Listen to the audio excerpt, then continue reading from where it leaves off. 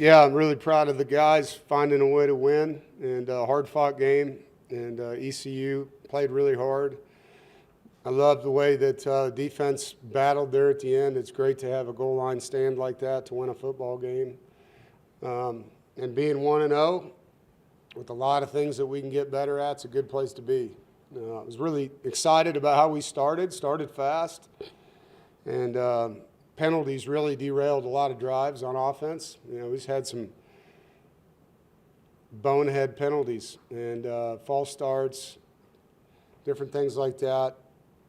I thought we protected the ball well. We didn't fumble the football all night.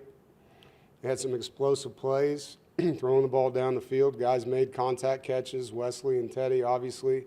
Our backs ran hard. Defensively, we held them to 30 yards rushing or 29-yard rushing or something like that. And it was a good win, really good win. And so proud of the guys, and at the same time, though, there's a lot of things that we can do better. I'm very thankful for the fans. It was an awesome night. You guys were incredible. Crowd noise was amazing. Student section was awesome. That's what we need to have every home game. And Thursday nights are always special in the Carter. Man, I thank you for what you gave us tonight. That was a major, major advantage, particularly at the end of the game when we needed you on defense. Questions for Coach?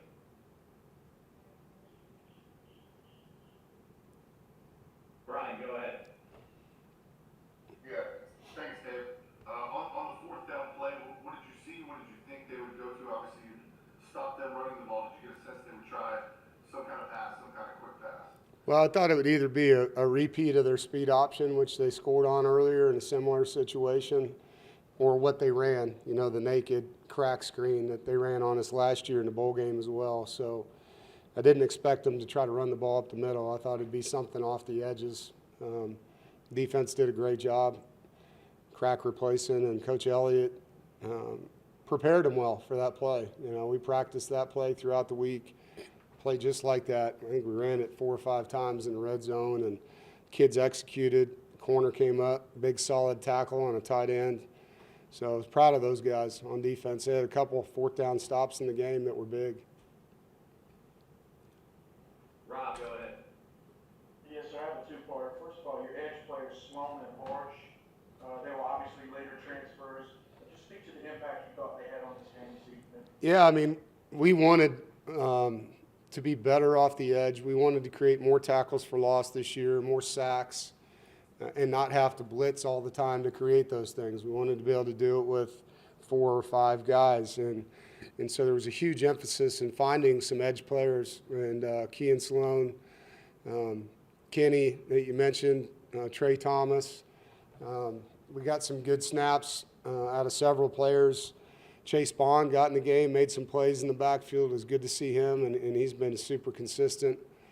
So the edge of the defense, really the old scheme we had was more 4 eyes, which is DNs playing inside the tackles. We wanted to have guys that could play outside and play in space and give us pass rush. And so that was a huge emphasis by the staff in recruiting, and it obviously paid off. And my second question, sir, obviously you guys, as you mentioned, got off to a hot start. There's 2 ways of looking at it. You talk about that hot start, getting the win, an important win, but at the same time, you probably would have wanted a little more offense, a little more separation there in the second half. Just speak to that, and where's the mindset going into Virginia next week? Yeah, there's a lot to get better at. I thought we stalled out in the red zone several times with penalties and tackles for losses. We went backwards. We'd have an explosive play to get down there, and then all of a sudden we'd be going backwards, and so a lot to improve on offense. A lot of good things on offense, but, our goal is to score 31 or more.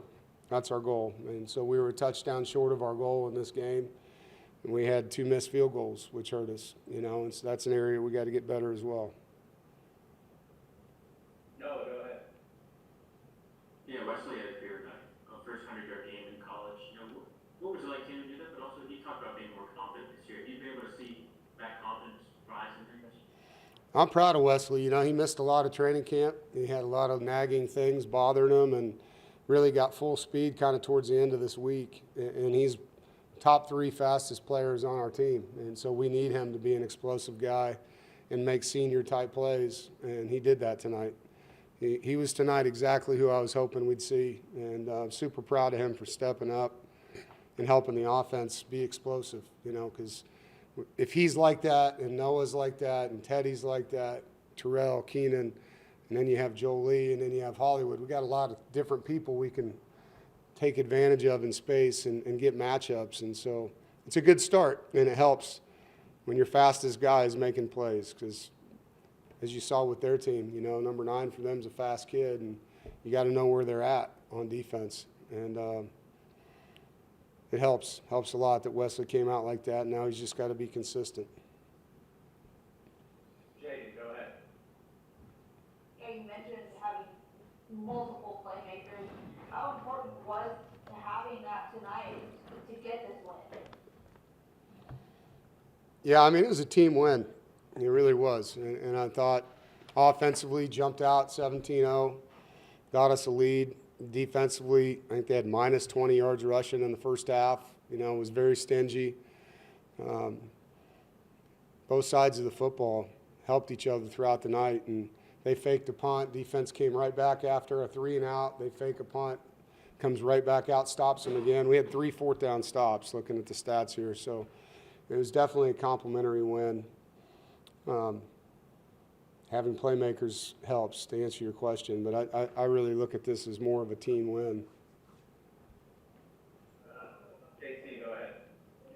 You guys were able to start out fast on defense, especially in the first quarter. How hard is that to do when you were working in so many new starters and had Brandon Cleveland sitting out in the first Yeah, half? no, it says a lot about the preparation that Coach Elliott and his staff did with the guys. Says a lot about the kids understanding the rules and how to adjust them, because you're going to see things you don't practice in the first few games. I thought we tackled really well in this game, and that was impressive. You know, you always worry about tackling, especially against an up-tempo spread. I mean, they were putting 2 of their receivers almost out of bounds on some of the plays to try to create space on the field. And so that's a key part of denying explosive plays is your ability to tackle in space. And when you can't run the football on offense, it's tough. You know, it's tough. They did a good job finding their tight end, getting him involved in the second half. He hurt us. But it was a really well-executed game plan. The kids understand it. They adjusted well. I was very proud of what they did. Charlie, go ahead. Coach, you mentioned earlier in the offseason kind of how bad you wanted this game, considering how things ended last December. Does this game mean more to you come on the right side of the scoreboard this time around? Yeah, I mean, I felt like we tarnished our reputation. It was a game that really hurt me, seeing the way our guys couldn't stop the run, 300 yards rushing. I mean, it's an embarrassing thing as a head coach that considers himself a guy that knows how to play defense. And then having the actions that we did afterwards, it was embarrassing. And this game wasn't about ECU. This game was about us playing the game the way it's supposed to be played and respecting the game, respecting each other, respecting the university that we play for, our fans, the guys in the locker room, the guys that have worn the jersey, respecting Coach Ruff, you know, a guy that means a lot to our program and, you know, means a lot. And so this game was about getting our identity back and playing hard, tough together football. All right, 2 more questions for Coach. TJ, go ahead. Coach, looking at CJ Bailey in one game into the season and then looking at him from last year, what's a major difference you've instantly seen in his game? He's just very poised. He's got a lot of confidence. He sees the game. It's slowing down for him. He trusts his guys. He has chemistry with his guys. You know, last year coming off the bench as a backup and not knowing if you're even going to play as a true freshman, you don't have that chemistry, not only with your skill guys, but the O-line. Like, those guys play hard for him, and he can get after them, and they respect him. And so he's a true leader. And last year he was more of a survivor, just in there fighting as hard as he could fight. But he didn't have the guys around him like he does now, pulling hard for him and wanting to protect him. Coach, one more question from me. When you're in a situation where ECU, in the red zone, under 40 seconds left, that 4th goal stop, that 4th down stop, how do you prep your team for pressure moments like that? Chaos. Yeah, I mean, we train in chaos. We try to put them in tough situations. We did it all through training camp.